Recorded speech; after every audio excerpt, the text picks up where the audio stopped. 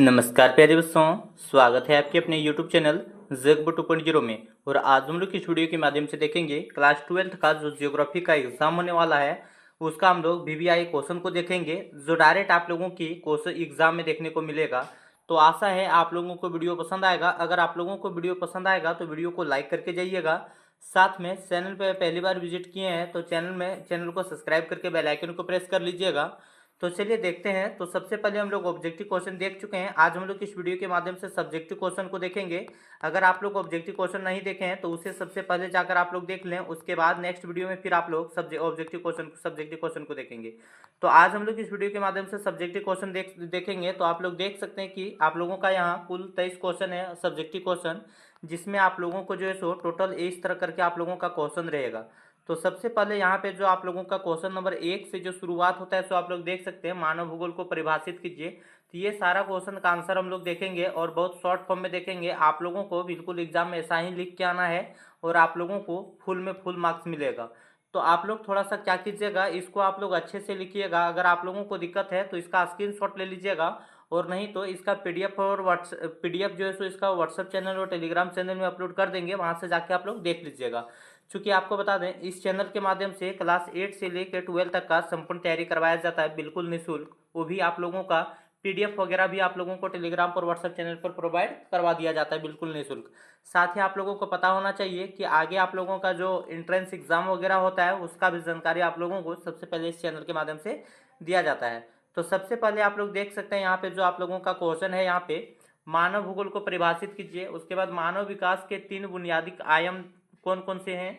चलवासी पशुचारण से आप क्या समझते हैं। स्वामित्व के आधार पर उद्योगों का वर्गीकरण कीजिए। उसके बाद आगे देख सकते हैं, तृतीय क्रियाकलाप से आप क्या समझते हैं। स्वेज नहर किन दो नहरों को जोड़ती है। जनसंख्या वृद्धि को परिभाषित कीजिए। फसल शस्य गहन क्या है।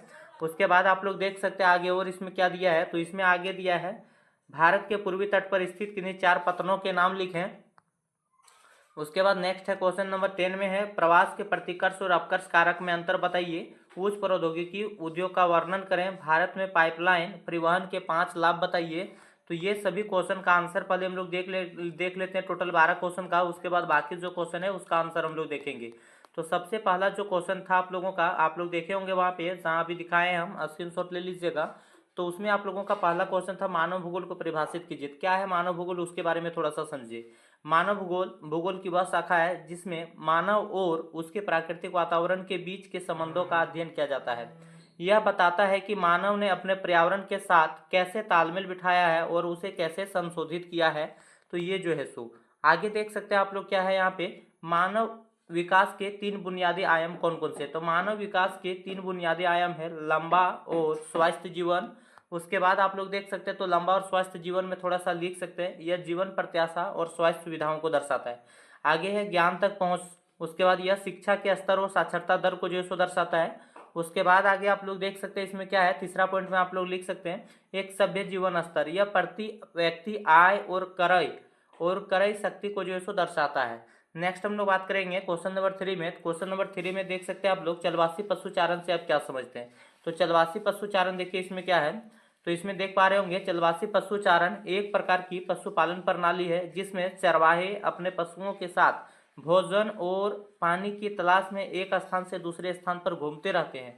यह शुष्क और अर्धशुष्क क्षेत्रों में प्रचलित है जहाँ खेती संभावना नहीं। कहने का मतलब है, जिस क्षेत्र में खेती वगैरह ज़्यादा नहीं होता वहाँ क्या करते हैं, जो पशु चारक लोग होते हैं तो अपने साथ पशुओं को भी लेके चलते हैं ताकि उनको अच्छा से चारा मिल जाए, पशुओं का जो जल है भोजन वगैरह या जल वगैरह वो सब अच्छा से उपलब्ध हो जाए।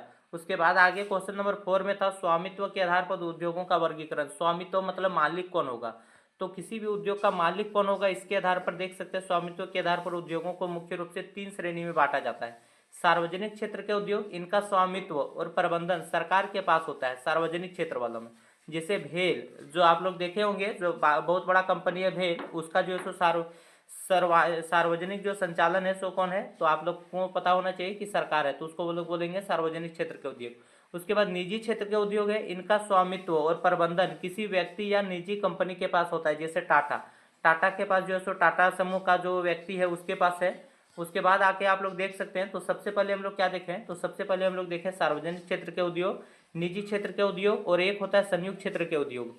इनका स्वामित्व और प्रबंधन सरकार और निजी कंपनियों के बीच साझा कर होता है।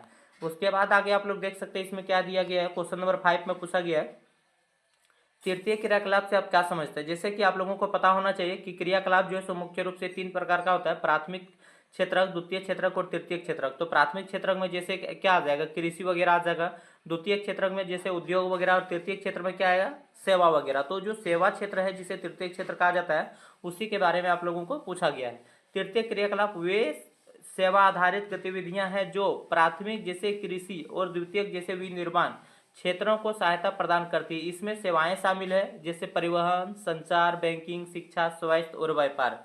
तो ये सभी है। आगे हम लोग देखेंगे क्वेश्चन नंबर 6 में। तो क्वेश्चन नंबर 6 में देख सकते हैं क्या है, सुएज नहर किन 2 सागरों को जोड़ती है। सुएज नहर जो है सो सुएज नहर भूमध्य सागर और लाल सागर को जोड़ती है। सुएज नहर भूमध्य सागर और लाल सागर को जोड़ने का काम करती है। आशा है आप लोगों को पसंद आया होगा और इसी तरह से बिल्कुल आप लोगों का एग्जाम में आएगा। आप लोग इसको तैयारी करके जाइए। उसके बाद आप लोग देख सकते हैं क्या, जनसंख्या वृद्धि को परिभाषित कीजिए। तो इसमें बोला गया जनसंख्या वृद्धि का अर्थ है किसी निश्चित समय अवधि में किसी क्षेत्र की जनसंख्या में होने वाला परिवर्तन। जैसे जनसंख्या वृद्धि क्या बोलेंगे हम लोग, जनसंख्या वृद्धि मतलब किसी निश्चित समय अवधि में, मान लीजिए वैसे भी 10 साल में आकलन होता है, जैसे जनगणना कितने साल में होता है, 10 साल में होता है। किसी अवधि में किसी क्षेत्र की जनसंख्या में होने वाला परिवर्तन मतलब सकारात्मक परिवर्तन, सकारात्मक या नकारात्मक जो हो सकता है। इसे जन्म दर, मृत्यु दर और प्रवास के आधार पर जो है मापा जा सकता है। तो उसके बाद आप लोग देख सकते हैं, आप लोगों के बीच आगे क्वेश्चन है, फसल शस्य गहनता से आप क्या समझते हैं। तो इसमें देख सकते हैं क्या है, फसल शस्य गहनता का तात्पर्य एक कृषि वर्ष में किसी एक खेत पर जितनी बार फसलें उगाई जाती है उसकी संख्या से है। उदाहरण के लिए यदि एक ही खेत पर एक साल में 2 फसलें उगाई जाती है तो उसकी शस्य गहनता 200% होगी। कहने का मतलब क्या है, एक ही सीजन में एक ही समय में अगर एक खेत में अगर 2 फसल उगाया जा रहा है तो उसको हम लोग बोलेंगे कि उसकी शस्य गहनता जो सो 200%, मतलब जितना पहले था उससे डबल है। आगे आप लोग देख पा रहे होंगे क्वेश्चन नंबर 9 में क्या है, क्वेश्चन नंबर 9 में वहाँ आप लोगों को दिखाए थे भारत के पूर्वी तट पर स्थित किन्हीं 4 पत्तनों के नाम लिखे। पत्तन मतलब बंदरगाह होता है। तो जैसे कलकत्ता जो है सो कलकत्ता पत्तन जो हो गया सो पश्चिम बंगाल में, विशाखापट्टनम आंध्र प्रदेश में है। उसके बाद चेन्नई जो है सो तमिलनाडु में है, ये आप लोगों को याद रखना पड़ेगा। उसके बाद पारादीप जो है सो उड़ीसा में है। तो ये सब क्या है, ये सब पत्तन या बंदरगाह के नाम है। जैसे कलकत्ता पश्चिम बंगाल में, विशाखापट्टनम आंध्र प्रदेश में। ये ऑब्जेक्टिव क्वेश्चन में भी पूछा जाता है, इसको आप लोग अच्छे से कंठस्थ कर लीजिए। चेन्नई बंदरगाह जो है सो तमिलनाडु में और पारादीप जो है सो उड़ीसा में। चूंकि आप लोगों को ये वाला और ये दोनों याद रहेगा, केवल थोड़ा सा विशाखापट्टनम आंध्र प्रदेश याद कर लीजिए और पारादीप जो उड़ीसा में, इसको याद कर लीजिए। उसके बाद आगे आप लोग देख सकते हैं प्रवास के प्रतिकर्ष और अपकर्ष में अंतर स्पष्ट कीजिए।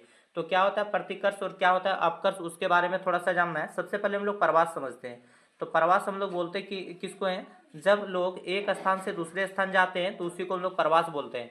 मान लीजिए ये जो है सो बी और एक किसी का घर है और उसका बी स्कूल है। मान लीजिए वो सुबह जो है सो स्कूल चल जाता है तो यहाँ की जनसंख्या क्या हो जाएगा, घट जाएगा, लेकिन स्कूल की जनसंख्या क्या हो जाएगा, बढ़ जाएगा। तो इसी को हम लोग बोलते हैं प्रवास बोलते हैं।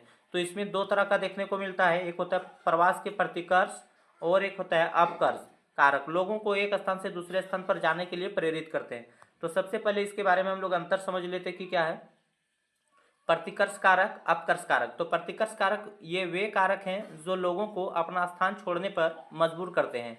और उसके बाद देख सकते हैं अपकर्ष कारक ये वे कारक हैं जो लोगों को किसी नए स्थान की ओर आकर्षित करते हैं। जैसे कहने का मतलब क्या है, मान लीजिए अगर आप गांव में रहते हैं और आप लोगों को जो है सो रोजगार नहीं मिलता है तो आप लोग क्या कीजिएगा, शहर जाइएगा। तो गांव आप लोगों को क्या कर रहा है, प्रतिकर्ष कर रहा है, मतलब जबरदस्ती आप लोगों को भेजने पर मजबूर कर रहा है। लेकिन शहर आप लोगों को क्या कर रहा है, अट्रैक्ट कर रहा है, आकर्षित कर रहा है। जैसे ये वे कारण है जो लोगों को किसी नए स्थान की ओर आकर्षित करता है, जैसे शिक्षा के लिए हो गया या रोजगार के लिए हो गया या और भी कई तरह की समस्या हो सकता है। उसके बाद देख सकते हैं जैसे गरीबी, इसमें गरीबी, बेरोजगारी, उसके बाद राजनीतिक अस्थिरता, प्राकृतिक आपदाएं, खराब जीवन शैली, तो ये सब हो सकता है। ये सब जो है सो प्रतिकर्ष कारक में। और अपकर्ष में देख सकते हैं आप लोग, अपकर्ष में क्या होता है, बेहतर रोजगार के लिए जा सकते हैं हम लोग। उसके बाद उच्च वेतन के लिए, बेहतर शिक्षा के लिए, स्वास्थ्य सुविधाएं के लिए, राजनीतिक स्थिरता के लिए, शांतिपूर्ण माहौल के लिए। तो ये सभी के लिए हम लोग जो है सो क्यों जाते हैं, एक स्थान से दूसरे स्थान, यही सब के कारण के हम लोग जाते हैं। तो आशा है आप लोगों को समझ में आ रहा होगा। उसके बाद आप लोग देख सकते हैं यह क्या है, ये नकारात्मक कारक है। नकारात्मक कहने का मतलब क्या है, जैसे आप लोगों को बताएं कि प्रतिकर्ष क्या है, लोगों को एक जगह से दूसरे जगह जाने पर मजबूर करते हैं। लेकिन ये सकारात्मक कारक है, जो अपकर्ष होता है, खींचने का काम करता है। तो ये जो सकारात्मक कारक है, तो इसको आप लोग ऐसे करके भी लिख सकते हैं। आगे हम लोग बात करते हैं क्वेश्चन नंबर 11। और क्वेश्चन नंबर 11 में आप लोग देख सकते हैं इसमें क्या पूछा गया है। इसमें बोला गया उच्च प्रौद्योगिकी उद्योग का वर्णन करें।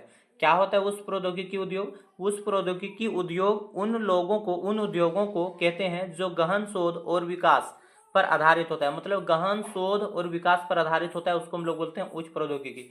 जिनमें उन्नत वैज्ञानिक और इंजीनियर की कौशल आवश्यकता होती है। मतलब जैसे बड़ा बड़ा प्लांट लगाना है तो ऐसे नहीं लगा दीजिएगा, उसमें जो सो उन्नत वैज्ञानिक चाहिए, इंजीनियरिंग अच्छा इंजीनियर चाहिए। इन उद्योगों की कुछ प्रमुख विशेषताएं इस प्रकार है। क्या क्या इसका प्रकार होता है, विशेषता होता है, उसको थोड़ा सा देखिए।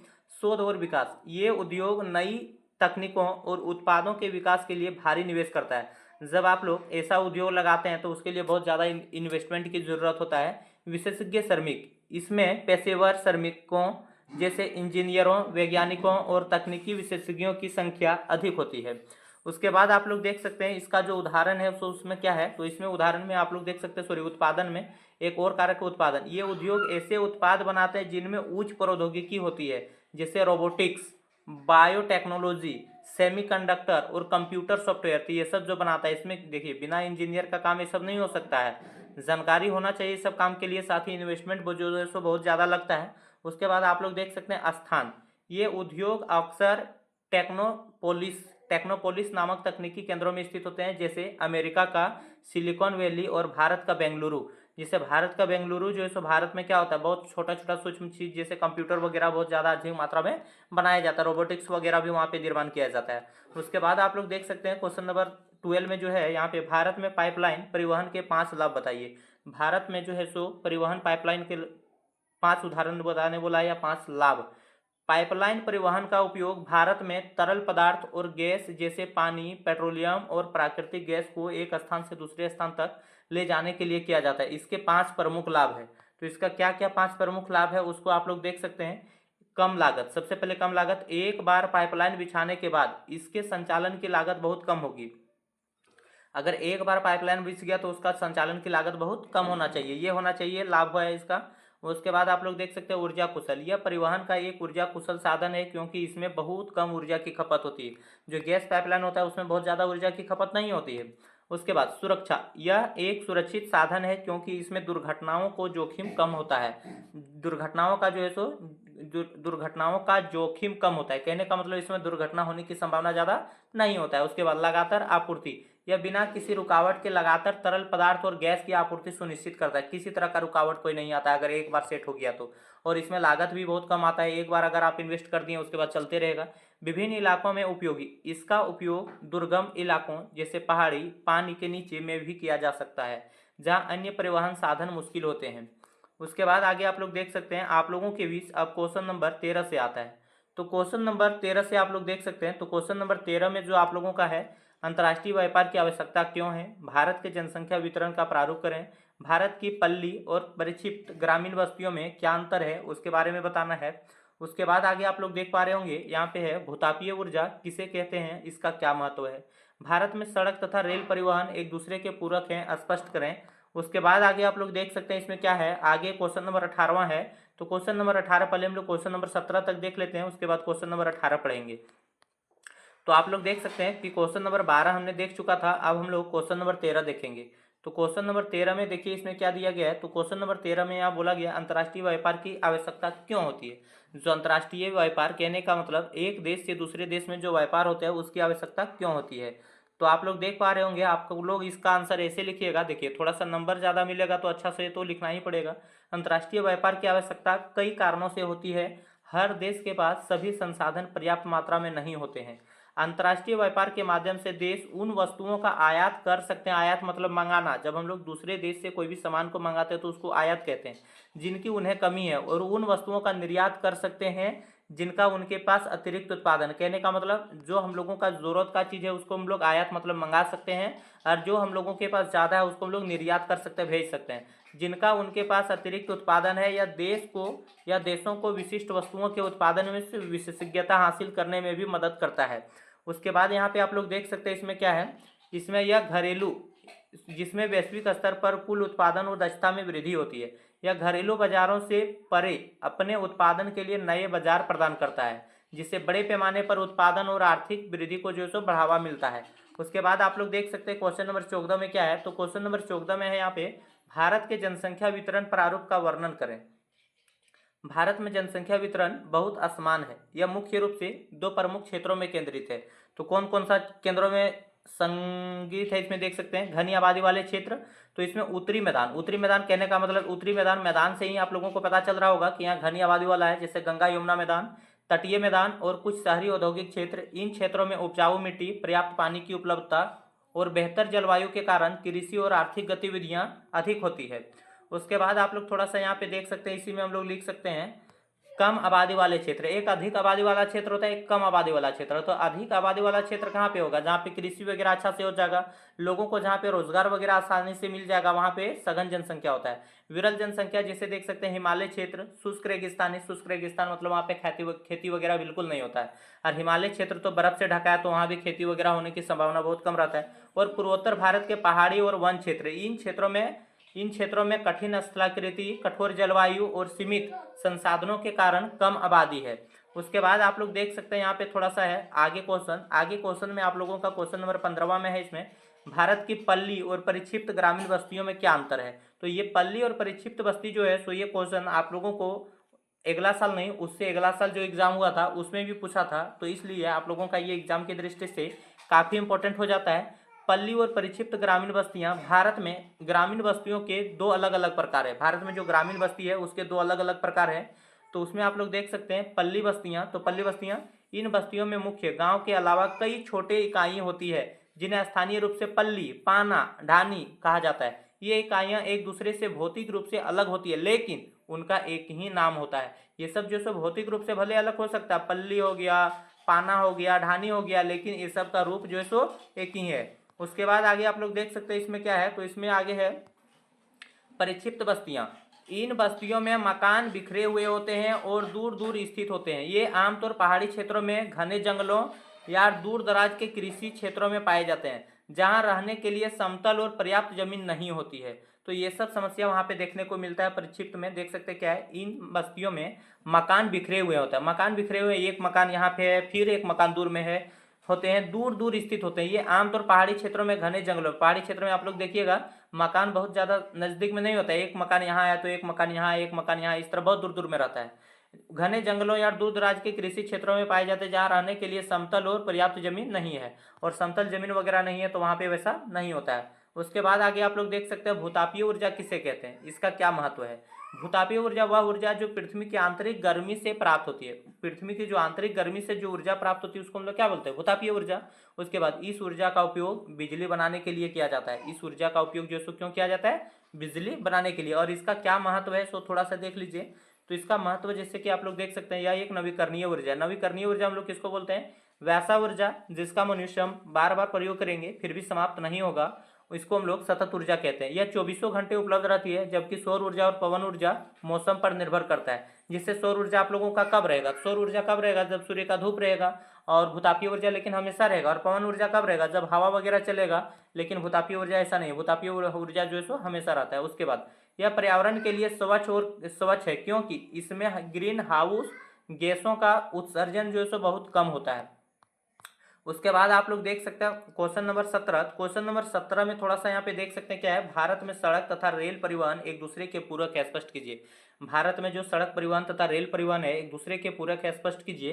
तो इसमें देखिए क्या है, भारत में सड़क रेल परिवहन एक दूसरे के पूरक है, क्योंकि दोनों की अपनी विशिष्टताएं और एक दूसरे के बिना अधूरे हैं। कहने का मतलब दोनों जो है सो एक दूसरे के बिना अधूरा है, और दोनों का अपना अपना जो है सो क्या है, खासियत है। जैसे सबसे पहले हम लोग सड़क परिवहन के बारे में देखते हैं। तो सड़क परिवहन आप लोग इसी तरह लिखिएगा, इसको थोड़ा सा हाईलाइट करके लिखिएगा ताकि लगेगा उनको कि हाँ पॉइंट लिखें। यह घर घर तक सेवाएं प्रदान करता है सड़क परिवहन, और रेलवे स्टेशनों को बंदरगाहों से जोड़ता है, और जो रेलवे स्टेशन उसको बंदरगाह तक जोड़ता है। यह कम दूरी के लिए और खराब होने वाले संसाधनों के लिए जो तो अधिक उपयुक्त होता है। चूंकि आप लोगों को पता होना चाहिए बहुत ऐसे इलाके हैं जहाँ पे रेल नहीं बिछाई जा सकती है, वहाँ पे सड़क परिवहन ही काम आता है। उसके बाद रेल परिवहन, यह लंबी दूरी के लिए भारी और बड़े सामानों और यात्रियों के लिए सबसे अच्छा विकल्प है। यह देश के औद्योगिक और कृषि क्षेत्रों को एक दूसरे से जोड़ता है। जो देश का औद्योगिक और कृषि क्षेत्र है उसको एक दूसरे से जोड़ने का काम करता है। उसके बाद आगे देखिए क्या है, इस प्रकार सड़क परिवहन रेल परिवहन से सामान इकट्ठा करता है और वितरित करता है, और रेल परिवहन लंबी दूरी के लिए बड़ी मात्रा में सामानों का परिवहन करता है, बड़ी मात्रा में। उसके बाद आप लोग देख सकते हैं यहाँ पे दीर्घ उत्तरीय प्रश्न था, तो थोड़ा सा यहाँ पे आप लोग देखिए इसमें जो दीर्घ उत्तरीय प्रश्न है, तो दीर्घ उत्तरीय प्रश्न में आप लोग देख सकते हैं इसमें क्या है, उद्योगों के स्थानीयकरण को प्रभावित करने वाले कौन कौन से कारक हैं।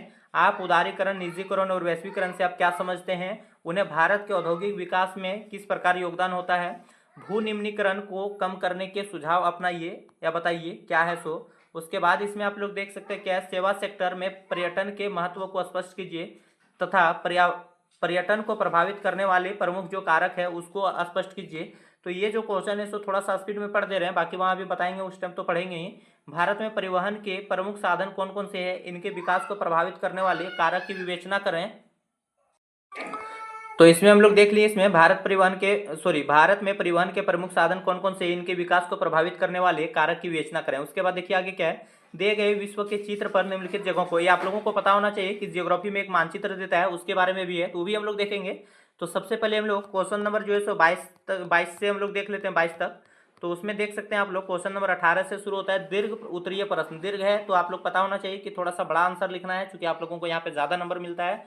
उद्योगों के स्थानीयकरण को प्रभावित करने वाले प्रमुख कारक करने वाले कौन कौन से कारक है, तो कौन कौन सा कारक है उसको आप लोग देख सकते हैं यहाँ पे।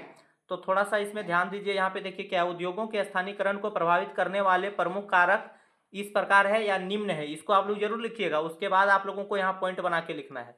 जैसे कच्चे माल की उपलब्धता, भारी उद्योगों को अक्सर उन स्थानों पर स्थापित किया जाता है जहां कच्चा माल आसानी से उपलब्ध हो जाता है, ताकि परिवहन लागत कम हो जाएगा। क्योंकि आप लोग देखे होंगे कि प्लांट या उद्योग कहाँ पे लगाना पसंद करेगा, जहाँ पे उनको जो है सो कच्चा माल आसानी से मिल जाएगा, ताकि क्या होगा, उसका उत्पादन जो है सो सस्ता होगा, और उत्पादन जब सस्ता होगा तो वो जो बेच पाएगा उसमें भी सस्ता होगा, और जब लोगों को जो है सो पसंद है सस्ता सामान, तो ज़्यादा से ज़्यादा क्या होगा, बिक्री होगा। उसके बाद देख सकते हैं बाजार तक पहुँच, तैयार उत्पादों को बेचने के लिए उद्योगों को बाजार के पास स्थापित किया जाता है, बाजार के पास स्थापित किया जाता है। उसके पास इसमें देख सकते हैं क्या है, परिवहन की सुविधा, कच्चे माल को लाने और तैयार माल को भेजने के बेहतर परिवहन नेटवर्क, सड़क, रेल, बंदरगाह आवश्यक है। तो ये है। उसके बाद आप लोग देख सकते हैं इसमें क्या है, उसके बाद श्रम की उपलब्धता, श्रम मतलब मजदूर, उद्योगों को ऐसे स्थानों पर स्थापित किया जाता है जहां आवश्यक कौशल और मजदूरी पर श्रमिक उपलब्ध हो। कौशल मतलब बहुत अच्छा मजदूर मिले, और वो भी कम मजदूरी पर मिले, तो उसी स्थान पर जो है सो उद्योग लगाना ज़्यादा उचित समझते हैं। उसके बाद आप लोग देख सकते हैं ऊर्जा की आपूर्ति, आखिर बड़ा बड़ा प्लांट लगाइएगा, उसके लिए बिजली की आवश्यकता होगी, तो बिजली की निरंतर आपूर्ति उद्योगों के लिए महत्वपूर्ण है। उसके बाद आप लोग देख सकते हैं यहाँ पे क्या है, तो इसमें बोला गया सरकारी नीतियां, सरकार द्वारा दिए गए प्रोत्साहन जैसे कर में छूट, सब्सिडी, विशेषज्ञ आर्थिक क्षेत्र उद्योगों को आकर्षित करता है। तो ये सब जो है सो क्या करता है, मान लीजिए सरकार द्वारा सब्सिडी दिया गया है, या फिर टैक्स में छूट दिया गया है, या फिर सब्सिडी दे देगा, या फिर विशेष जो है सो सेज घोषित कर देगा, या उद्योगों को जो है सो ये सब क्या करता है, आकर्षित मतलब अपने ओर खींचने का काम करता है। तो सरकार की नीति अगर अच्छा रहेगा तो। उसके बाद इसमें आप लोग देख सकते हैं इसमें दर्शाया गया न्यूजीलैंड, बंगाल की खाड़ी और ग्रीनलैंड दर्शाया गया है। तो बंगाल की खाड़ी तो आप लोग इजी से दर्शा सकते हैं, क्योंकि ये विश्व का मैप है, और विश्व का मैप में सबसे पहले आप लोग देख सकते हैं कि यहाँ पे जो है सो क्या है, तो इस स्थान पर जो है सो भारत है, और इधर जो है सो बंगाल की खाड़ी होता है, इधर क्या होता है, लक्षद्वीप होता है। तो यहाँ पे जो है सो आप लोग देख पा रहे होंगे कि बंगाल की खाड़ी होगा, और नेक्स्ट अगला वीडियो में जो है सो हम बता चुके थे कि कहाँ पे ग्रीनलैंड है और न्यूजीलैंड। तो आशा है आप लोगों को वीडियो पसंद आया होगा। अगर आप लोगों को वीडियो पसंद आया है तो वीडियो को लाइक करके जाइएगा, और इसी तरह से आप लोगों का सभी सब्जेक्ट का करवाया जाएगा, और बिल्कुल वही क्वेश्चन जो आप लोगों को डायरेक्ट एग्जाम में देखने को मिलेगा। तो आशा है आप लोगों को बहुत पसंद आएगा वीडियो, और आप लोगों का एग्जाम के लिए बहुत हेल्पफुल होगा। तो अगर आप लोग अभी तक चैनल को सब्सक्राइब नहीं किए हैं तो चैनल को सब्सक्राइब करके ही जाइएगा। तो चलिए मिलते हैं नेक्स्ट वीडियो के साथ, तब तक के लिए बाय, धन्यवाद, जय हिंद, जय भारत।